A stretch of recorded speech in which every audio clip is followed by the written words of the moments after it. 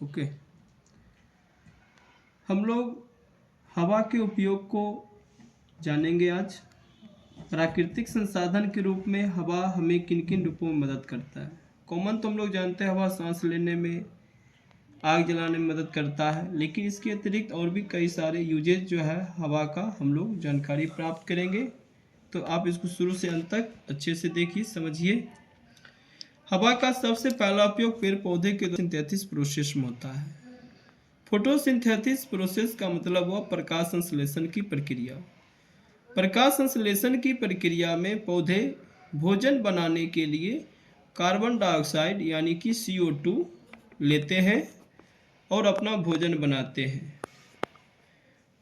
हवा का दूसरा उपयोग रेस्पिरेशन यानी सांस लेने में। सभी जीवित प्राणी ऑक्सीजन के द्वारा सांस लेकर के इस संसार में जीवित रहता है, चाहे वह पेड़ पौधा हो या मानव हो या जीव जंतु हो।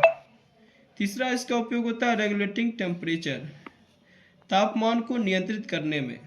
ये सबसे काफ़ी इम्पोर्टेंट पॉइंट है, यहाँ से कई सारे क्वेश्चंस आते रहते एग्जाम में कि हवा किस तरह से तापमान को नियंत्रित करता है। तो हवा दिन के समय में सूरज की गर्मी को एब्जॉर्ब कर लेता है, यानी अपने में सोख लेता है, और अगर ऐसा ये नहीं करता तो पृथ्वी पर इतना ज़्यादा गर्मी होता कि जीवन संभव ही नहीं हो पाता। और यह दूसरी तरफ से मदद इस रूप में करता है, जब शाम होती है, सूर्यास्त हो जाता है, तो फिर यह पुनः हीट को रेडिएटेड कर देता है। जब हीट रेडिएटेड का मतलब हुआ पुनः ऊष्मा यहाँ पर वितरित हो जाता है, और पूरा का पूरा ये धरती ठंडा ना होकर के कुछ ही देखिएगा आप कि टेम्परेचर में डिफरेंट रहता है। तो 3 डिग्री सेल्सियस का, जैसे दिन में तापमान यदि मान लीजिए 20 डिग्री सेल्सियस है, तो रात में 23 जो है ऐसा नहीं हो सकता है ना, 17-16 इस तरह से रहेगा। तो 2-3 डिग्री सेल्सियस का तापमान में अंतर रहेगा दिन और रात के बीच में। तो ये काम कौन कर रहा है? हवा रेगुलेटिंग करने में मदद कर रहा है। दिन में तापमान ज़्यादा रहेगा, रात में तापमान कम रहेगा। यदि हवा ऐसा नहीं कर पाता, रेडिएटेड ऑब्जर्वर का काम, तो दिन में इतना ज़्यादा तापमान होता कि लोग सहन ही नहीं कर पाता, रात में इतना ज़्यादा ठंड होता कि कोई जीव जंतु ठंड से जीवित रह ही नहीं पाता। इसके बाद हम लोग जानेंगे इसके नेक्स्ट हीटिंग, हियरिंग।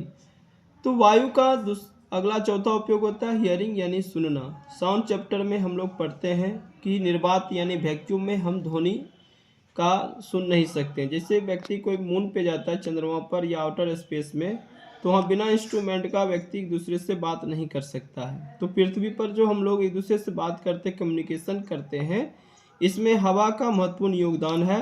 हम लोग हवा के माध्यम से जो बोलते हैं तो हमारे बात को दूसरा व्यक्ति सुन पाता है। जब हम लोग कुछ कहते हैं तो होता क्या है कि वो हवा में कण जो होता है साउंड के वेव को वाइब्रेट करता है, और वाइब्रेशन जो है हमारे कानों के ईयर ड्रम तक आता है, और ईयर ड्रम में आने के बाद हम उस बात को समझ पाते हैं, सुन पाते हैं। फिर तो ब्रेन का काम उस बात को समझाना देना।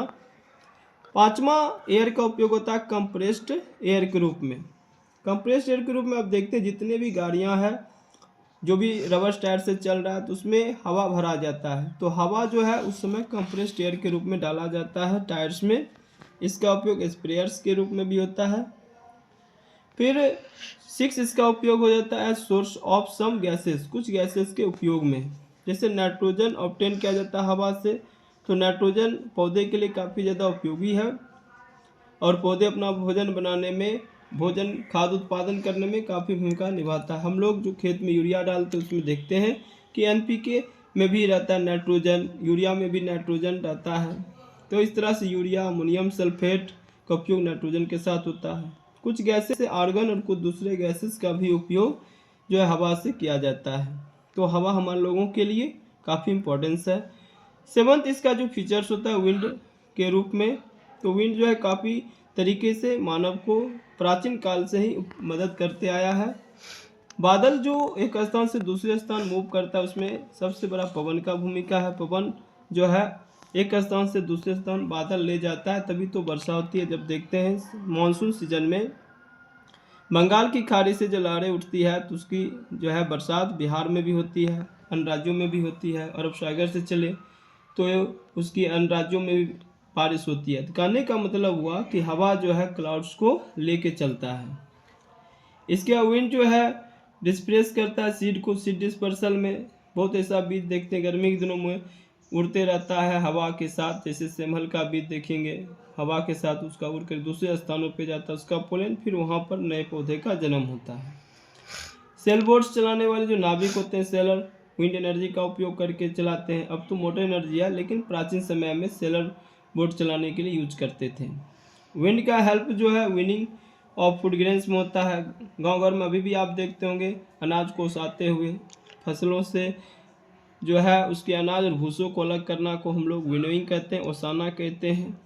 विंड मिल्स का प्रयोग राजस्थान जैसे क्षेत्रों में, जैसे क्षेत्रों में, नॉर्वे जैसे देशों में आप देखते हैं विंड मिल का उपयोग करके बिजली तैयार किया जाता है। जहाँ पे पवन चक्की चलाना आसान होता है, जहाँ पे तेज हवाएं होती है, वहाँ पे बिजली तैयार करने का ये एक बहुत बड़ा माध्यम है। तो हमने देखा कि किस तरह से हमारे जीवन में पवन का उपयोग आ रहा है। तो हमें जो है पवन को वायु प्रदूषित होने से बचाना चाहिए, ये हम लोगों की नैतिक और विवेकपूर्ण जिम्मेवारी है। थैंक्स।